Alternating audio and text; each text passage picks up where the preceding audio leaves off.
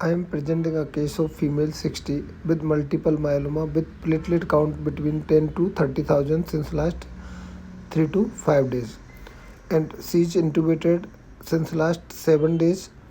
And so I plan this tracheostomy after giving 4 PRC and 4 FFP in the OT.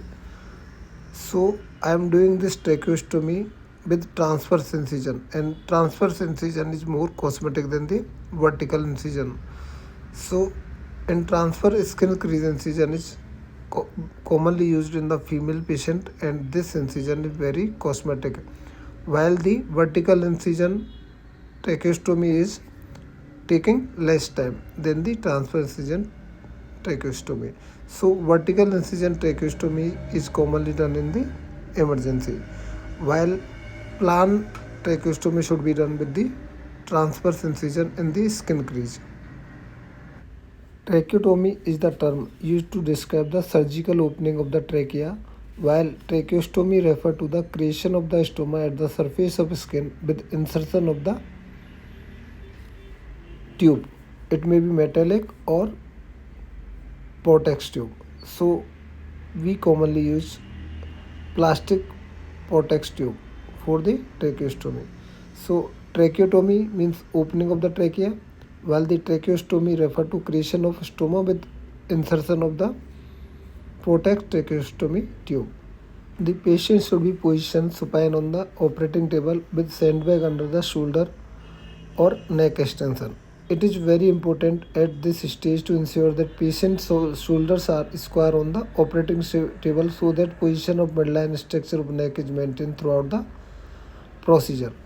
If neck extension provoke a worsening of airway obstruction, then a compromised position may also be adopted, like in cervical spine injury. It is useful to mark the surgical anatomy of the skin incision, and it is almost always between the lower border of the cricoid cartilage and supraesternal notch, about 2 finger above, and in the skin crease if we are putting the horizontal incision. The horizontal incision is midway between these cricoid cartilage and supraesternal notch. It is useful to infiltrate the incision with the adrenaline or any local agent. So in emergency, vertical midline incision may be used for the rapid control of the airway while cutting straight down into the tracheal wall. But cosmetically or planned tracheostomy, you should use this transverse incision in the skin crease incision for the tracheostomy. After cutting the skin and subcutaneous tissue up to the depth of the strap muscle, then you have to divide the strap muscle or separate the strap muscle from the midline towards the laterally. So you have to retract the strap muscle laterally. At this point, it should be possible to identify the thyroid isthmus, which should be divided or clamp, or you can cut with the cautery. And you should do this isthmus proper cauterization, because sometimes it may lead to the bleeding, or sometimes you have to clamp this or tie this isthmus, because of like this case is having low platelet. So I am doing proper cauterization of this isthmus so that it will not bleed.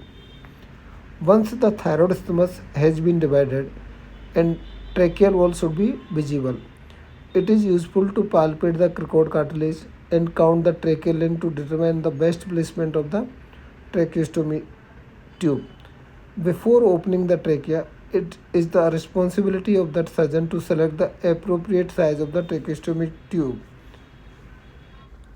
After selecting the appropriate size of the tube, tracheotomy should be made through the second to fourth tracheal ring, and you have to palpate this ring by starting from the cricoid cartilage so that you can put this incision in the between the second to fourth tracheal ring, and this is the ideal position for the tracheostomy to prevent the subglottic stenosis. There are different type of the tracheotomy incision are used for in the incising the trachea, It may be cruciate incision like plus incision. It may be a vertical incision in where the this cartilages are calcified. In that cases, you require excision of this calcified cartilage between the second to fourth tracheal ring. And sometimes these cartilage are very hard and you require drilling in calcified cartilage cases. So incision depend on the patients and calcification of the cartilage, but most commonly incision we are using is the cruciate incision on the antetracheal wall, and this incision is better in adult most of the cases, but in pediatric cases we are using this Bjork flap incision. It may be superiorly or inferiorly based flap, but most commonly we are using inferiorly based Jork flap, BJORK flap, that is inferiorly based flap. And this flap in this trachea is cut in the inferior base flap, and this inferior base flap is tied in the skin anteriorly, anterior skin wall, so that you can change the tube without any problem. So in pediatric cases we can use Bjork flap, that is better in any case. After incising this intertracheal wall, we have to put the tracheostomy tube in the trachea, and you can check with the suction catheter.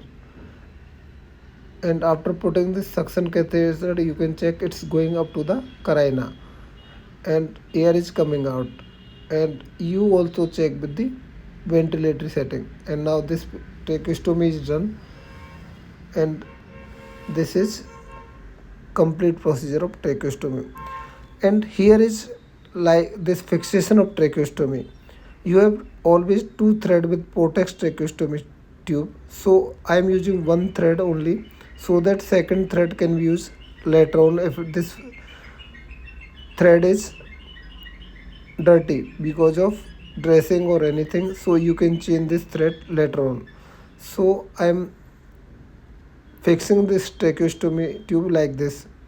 You have to first tie both sides of the knots in the thread, and after tying both sides with tracheostomy tube, then you have to cut on one side and just keep one finger below this tightening thread, and that is sufficient to so that it will not tighten up enough to compress the neck. And you can put and cut this thread like this only, and second thread you have to save for lateral fixation of this tube. So this is the complete procedure of tracheostomy, and mostly I am not using any dressing in this tracheostomy. So most of the tracheostomy does not require any dressing, because dressing sometimes lead to complication because of multiple handling of the hands.